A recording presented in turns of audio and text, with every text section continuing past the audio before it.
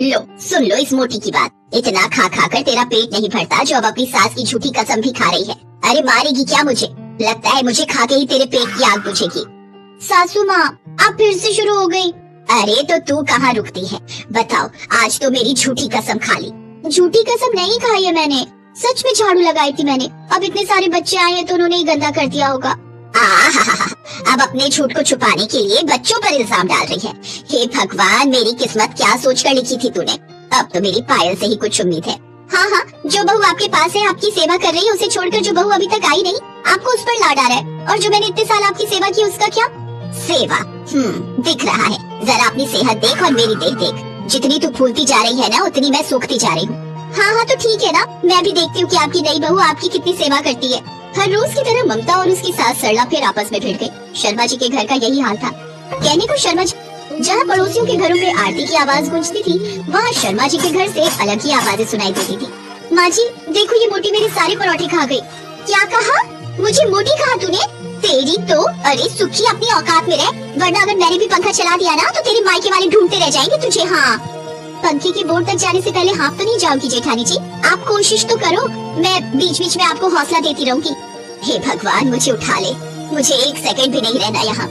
हाँ माँ जी, भगवान आपको और मुझे तो उठा ही लेंगे, पर इन्हें नहीं उठा पाएंगे। भगवान को क्रेन लानी पड़ेगी। बहुत हो गया, आज तेरा खून पी लूंगी मैं। देख लो माँ जी, फिर खाने पीने की बात कर रही है ये। अरे मैं कहती हूँ चुप हो जाओ तुम दोनों। अब बस बहुत हो गया, मैं जा रही हूँ। काशी जाकर बाबा के पास रहूंगी। तुम दोनों जूझो आपस में। बुरी तरह से चिढ़ी हुई सरला ने अपना सामान पैक किया और काशी के लिए निकल गई। काशी पहुंचकर सरला ने बाबा के सामने हाथ जोड़े और रोने लगी। हे भोले भंडारी, मेरे घर में थोड़ी शांति दे दे या मुझे अभी के अभी उठा ले। सरला बाबा के सामने नतमस्तक होकर रोने लगी, लेकिन भगवान ने तो कुछ और ही सोच रखा था। सरला काशी में थी तो उधर उसके घर में भूचाल आ गया। घर काफी पुराना था तो उसकी छत पर लगी लकड़ी की बीम में दीमक लग गई थी। कमजोर बीम टूट कर गिरने लगी। जिस वक्त वो बीम गिर रही थी, दोनों बहुएं वही अपना अपना काम कर रही थी। तभी अचानक कुछ सोचकर ममता पायल के ऊपर कूद पड़ी और बीम की चोट अपनी पीठ पर सही और फिर मर गई रे।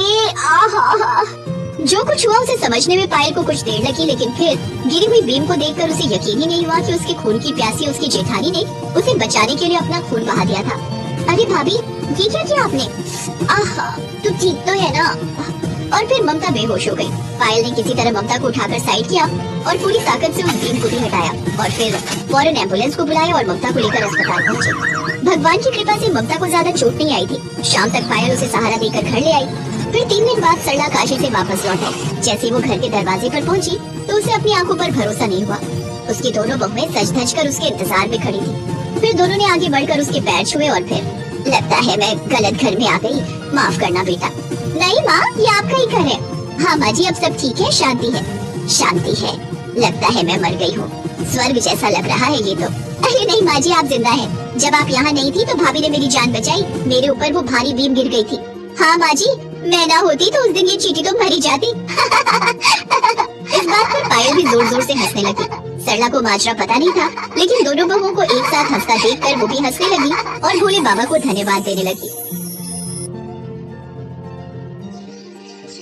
माँ, ये आज की मजदूरी के 150 रुपए हैं। तुम घर का थोड़ा सामान खरीद लाना। पता नहीं कल काम मिले या नहीं। कम से कम राशन के दाल चावल तो रखे ही रहे।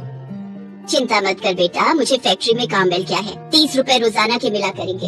एक टाइम की सब्जी का इंतजाम तो हो ही जाएगा। लाओ माँ, ये 150 रुपए मुझे तो सामान मैं ले आऊंगी। सिर्फ जरूरत का ही सामान लाना, बाकी कोई फालतू सामान लाने की जरूरत नहीं है। पर बहू, अच्छा ठीक है, तू ही ले आ। एक बार देख ले क्या क्या जरूरी सामान लाना है। हाँ ठीक है। सुनीता, यशोदा की बहू जो बहुत ही भुक्कड़ स्वभाव की है। जहाँ उसे खाने पीने का सामान दिख जाए बस, फिर क्या, जो पैसे हाथ में हो सब खाने पीने पर लुटा देती है। बड़ी मुश्किल से मुकेश और यशोदा थोड़ा बहुत मजदूरी से कमाते हैं, पर अपने भुक्कड़ स्वभाव के कारण सुनीता कमाए हुए रोजाना के पैसे फालतू खाने पीने पर खर्च कर देती है। भैया 5 समोसे, 4 कचौड़ी और 6 गुलाब जामुन कर दो। एक काम करो, वो प्याज और मिर्ची के पकौड़े भी कर देना। 130 रुपए हुए बहन जी। 130? अच्छा, मेरे पास 20 रुपए बचेंगे। चलो कोई नहीं, 20 रुपए के आलू ले जाती हूँ। 1 किलो आलू की सब्जी ढेर सारी बन जाएगी। हाँ ये लो भैया, आज तो मजा आ जाएगा। मौसम भी सुहाना है, ठंडी हवाएं चल रही है, लगता है बारिश होगी। और बारिश में पकौड़े, समोसे और कचौड़ी के साथ साथ गुलाब जामुन खाने का अलग ही मजा होता है। सुनीता घर पहुँचती है। मुकेश काम पर गया हुआ था। यशोदा ने सुनीता से पूछा कि सामान कहाँ है, तो उसने हलवाई से खरीदे मिठाई समोसे आगे कर दिए। ये सब क्या है सुनीता बहू, तुमने कल ही तो छोले भटूरे और पूरी आलू की सब्जी खरीद कर खाई थी। ऐसे रोजाना बाजार की चीजें खरीद खरीद कर खाना कितना पैसा खर्च होता है। तुमने 130 का ये सामान खरीद लिया, 20 रुपए में आलू ले आई। अब बताओ 2-3 दिन का खर्चा गया ना।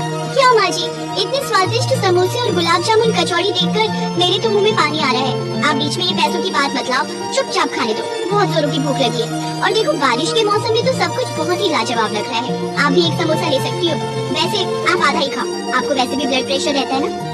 बस फिर क्या था, सुनीता ने थाली सजाई और फटाफट खाने के लिए बैठ गई और कुछ ही मिनटों में उसने सब कुछ खाकर खत्म कर दिया। शाम को जब मुकेश आया तो उसने देखा सिर्फ आलू की सब्जी बनी है। क्या बात है सुनीता, आज आलू में ना टमाटर है ना प्याज है ना अदरक लहसुन, तुमने ऐसे नमक मिर्च डालकर आलू बना दिए, कम से कम जीरा तो डाल देती। कहाँ से डालेगी, घर में कुछ होगा तभी तो। सारे पैसे तो इसने फालतू की हलवाई की दुकान से सामान खरीदने में लगा दिए। जब देखो खाने में ध्यान रहता है, घर का एक सामान खरीदने में पैसे खर्च नहीं करती है, सारे पैसे खाने में ही खर्च करते हैं। सुनीता तुम्हें पता था ना कि ये पैसे घर के सामान के थे, फिर भी तुमने कुछ ही पलों में सारे पैसे खर्च कर दिए। तो क्या हुआ, अब ये शरीर खाने के लिए बना है तो मैं खाऊंगी ना, इसमें इतना बुरा मानने वाली कौन सी बात है। सुनीता अक्सर ऐसा ही करती थी, जब देखो तब कुछ न कुछ खाते रहना। इस बात से यशोदा बहुत परेशान रहती थी। अब सुनीता भी अपनी सास और पति के ताने सुन सुन कर तंग आ गई। एक दिन सुनीता को एक साधु बाबा मिले। सुनीता ने उनसे अपनी परेशानी कही तो साधु बाबा ने सुनीता को एक पतीला दिया और बोले, इस बात को याद रखना, ये पतीला दिन में सिर्फ 3 समय के भोजन में ही उपयोग करना है।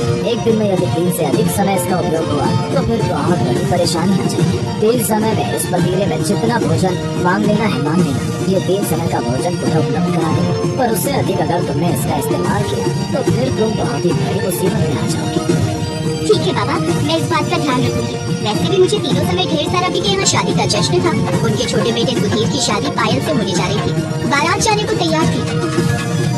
घर में भर भर कर मेहमान आए हुए थे, लेकिन सरला और ममता को तो लड़ने से फुर्सत नहीं थी। उन दोनों को लड़ता देख रिश्तेदारों ने भी अपना माथा पीट किया। फिर अगले दिन शादी करके पायल छोटी बहू बनकर शर्मा जी के घर आ गई। और फिर अरे वाह, कितनी सुंदर लग रही है मेरी बच्ची। माँ जी आशीर्वाद दीजिए कि मैं एक अच्छी पत्नी और एक अच्छी बहू बनकर दिखाऊं। हाँ हाँ, दे दो, इसे भी दे दो जैसे आपने मुझे दिया था। उसके बाद से तो रोज भर भर कर आशीर्वाद मिलता है मुझे। अब ये भी आ गई है तो इसे भी रोज प्रसाद मिलेगा। चुप हो जा हथनी, नई बहू के सामने तो कम से कम चुप हो जा। अच्छा नई बहू, तो अपनी नई बहू को अच्छे से समझा दो। अच्छी बहू के साथ साथ अच्छी देवरानी भी बनकर रहना होगा इसे। याद रहे ये इस घर की छोटी बहू है और मैं इसकी जेठानी, समझी? हे भगवान, पहले ही दिन शुरू हो गई है तो। फूल सी बच्ची को कितना डरा रही है, तुझे शर्म नहीं आती भैंस? क्या कहा? भैंस? माँ जी मैं बता रही हूँ, अगर आपने मुझे दोबारा भैंस कहा ना तो क्या? हाँ तो बोलना, क्या करेगी? तो मैं इस नई बहू को दबाकर मार डालूंगी। इतना सुनते ही पायल का चेहरा डर के मारे पीला पड़ गया। जिस घर में आज ही उसकी डोली आई थी, उसकी सास और जेठानी की लड़ाई के चक्कर में उसकी अर्थी उठने की बात होने लगी थी। घबराई पायल ये सब देखकर वहीं बेहोश हो गई और फिर, अरे पायल बिटिया, मेरी फूल सी बच्ची, अरे कोई पानी लाओ, हवा तो करो कोई इसको। रहने दो, कहीं तेज हवा में आपकी फूल सी बच्ची बिखर ना जाए। अरे तू अपना मुंह बंद कर बुलडोजर कहीं की। इतना कहते ही सरला ने ममता के बाल पकड़ लिए और जवाब में ममता ने भी अपनी सास सरला की कलाई मोड़ दी। तभी पायल को हल्का होश आया, पर सरला और ममता की हालत देखकर वो दोबारा बेहोश हो गई। ऐसे ही कई दिन बीत गए। ममता जहाँ हद से ज्यादा मोटी थी, वहीं पायल उतनी ही पतली। सरला को लगा था कि पायल के कदम पड़ने से घर में शांति आ जाएगी, लेकिन हुआ उल्टा ही। पहले तो सरला और ममता ही लड़ती थी, लेकिन अब तो ममता और पायल में भी लड़ाई शुरू हो गई। भोजन मिल जाएगा, मैं तो उसी में ही खुश हूँ। साधु बाबा से पतीला लेकर सुनीता घर आ जाती है। अब तो सुनीता और भी ज्यादा भुक्कड़ हो गई। उसे बैठे बैठे खाने पीने को मिल जाता था। धीरे धीरे सुनीता बहुत ही मोटी होती जा रही थी, क्योंकि वो कोई काम ही नहीं करती थी। बस तीनों टाइम उसे पतीले से पका पकाया मिल जाता था और वो खूब खाती थी। लेकिन सुनीता की सास और पति उस भोजन को नहीं खाते थे। वो रूखा सूखा जो भी बनाते थे, बस उसी से ही पेट भर लेते थे। जादुई पतीले, अब तो रात हो गई है। मुझे बढ़िया सा राजमा चावल बैंगन का भरता और गरम गरम तंदूरी रोटी के साथ आइसक्रीम, रबड़ी और खीर भी। हाँ, ये सब चाहिए। देखते ही देखते जादुई पतीले से सारे पकवान सामने आ जाते हैं और फिर क्या, सुनीता कप सारे पकवान खाने लगती है। अरे माँ जी आओ ना, आप भी मेरे साथ खाओ। सुनो जी, देखो ना कितने बढ़िया स्वादिष्ट राजमा और बैंगन का भरता है। वैसे ये सिर्फ मेरे अकेले के लिए ही काफी होगा, फिर भी मैं आप दोनों को थोड़ा थोड़ा दे सकती हूँ। नहीं बहू, इस उम्र में इतने भारी पकवान मुझे हजम नहीं होते। मेरे लिए तो सूखी रोटी और चटनी ही बहुत है, क्योंकि वो मेहनत की कमाई है। माँ सही कह रही है सुनीता, ये पकवान तुम्हें ही मुबारक हो, मुझे नहीं खाना। मैं तो माँ के हाथ की रोटी और चटनी खाकर बहुत खुश हूँ। ठीक है, जैसी तुम्हारी मर्जी, मैं तो मजे लेकर खाऊंगी। सुनीता अब तो हर समय खाने में ही ध्यान रखती थी। उसने सब तरफ देखना छोड़ दिया था। बेचारी यशोदा और मुकेश चुपचाप सारा तमाशा देखते रहते थे। एक दिन सुनीता पुरानी सहेली को मिलने के लिए घर बुलाती है ताकि वो अपनी सहेली के सामने खाने पीने की चीजों का घमंड दिखा सके। अरे तू बैठ, मैं तेरे लिए बढ़िया पकवान बनाती हूँ। ये देख, मेरे पास एक जादुई पतीला है, मैं तुझे इसका जादू दिखाती हूँ। अच्छा, क्या जादू दिखाएगी, मैं भी तो देखूं। अच्छा बता, क्या खाएगी? सबसे पहले मैं तुझे क्या खिलाऊं? अच्छा ये बात है, पहले तो तेरे घर जब भी आओ चाय भी बड़ी मुश्किल से मिलती थी, आज तो तू बड़ी खातिरदारी करने की बात कर रही है। चल ठीक है, तो तू मेरे लिए जलेबी और पाव भाजी ऑर्डर कर, बहुत मन है। बस यही दो चीजें। चल ठीक है, जादुई पतीले, जल्दी से जलेबी और पाव भाजी मेरी सहेली के लिए हाजिर करो। सहेली के सामने दिखावा करते हुए सुनीता को याद ही नहीं रहा कि वो पतीले का इस्तेमाल 3 बार कर चुकी है। वो चौथी बार फिर से पतीले का इस्तेमाल करने लगती है। बस यार, बहुत खा लिया, अब तो बस लास्ट में मेरा मन कर रहा है एक गिलास मिल्क शेक मिल जाए तो बस जिंदगी का मजा आ जाए। हाँ, तो इसमें कौन सी परेशानी की बात है? रुक, मैं अभी पतीले से मिल्क शेक बनाने के लिए कहती हूँ। जादुई पतीले, जल्दी से मेरे सामने मिल्क शेक हाजिर हो जाए, वो भी बढ़िया बादाम काजू किशमिश वाला। सुनीता तो बड़ी खुशी से पतीले से मिल्क शेक बोल बैठी थी, पर उसे याद नहीं रहा कि वो चौथी बार इस्तेमाल नहीं करना। पतीले में से मिल्क शेक बनकर बाहर बहने लगता है। ये देखकर सुनीता और उसकी सहेली डर जाते हैं। सुनीता, पतीले में से तो मिल्क शेक बहता ही जा रहा है। अरे इसे रोक, वरना सब तरफ दूध ही दूध फैल जाएगा, दूध की नदी बन जाएगी। अरे पतीले बस करो, इतना मिल्क शेक थोड़ी बोला था। अरे रुक रुक भी जा। सुनीता, इससे पहले कि तुम्हारे घर में दूध की बाढ़ आ जाए, मैं यहाँ से भाग रही हूँ। बाय बाय, अपना ख्याल रखना, तुम जिंदा रही तो फिर मिलेंगे। पतीले में से लगातार मिल्क शेक बहता ही जा रहा था। देखते ही देखते कमरा मिल्क शेक से भरने लगा। सुनीता का वजन खा खा कर इतना भारी हो चुका था कि वो ठीक से उठकर कमरे से दौड़ भी नहीं पा रही थी।